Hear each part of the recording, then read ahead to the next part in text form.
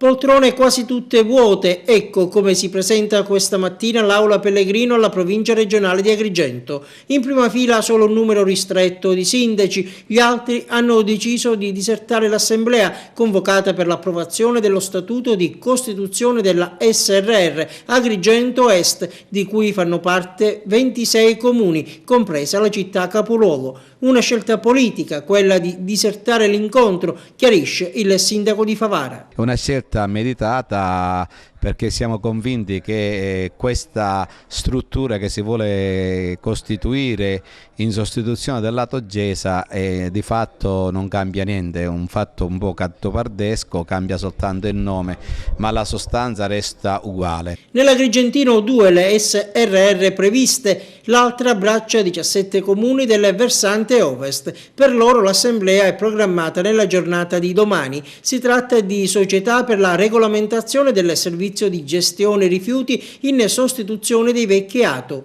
Ma la volontà politica è dunque quella di fare abortire sul nascere questi organismi, in linea con quella che sembra essere anche la volontà del nuovo governatore della Sicilia. Oggi con i sindaci abbiamo fortemente discusso la nostra contrarietà all'istituzione delle SRR, non altro perché oggi infatti il numero legale è venuto meno, quindi non vi è stata la possibilità di poter istituzionalmente istituire il nuovo organo che andrà a gestire i rifiuti. Non vogliamo in sostanza un doppione dei fallimentari ATO. Questo è un dato di fatto. Cercheremo con il Presidente della Regione, per questo domani parlerò con gli altri sindaci per avviare un'azione politica comune con tutti gli organi comunali della nostra provincia e affrontare la problematica a livello regionale, non altro perché almeno da notizie di stampa la volontà politica del neo Presidente della Regione Rosario Crocetta è quella appunto di volere affidare nuovamente la gestione dei rifiuti ai comuni. Noi sposiamo questa idea.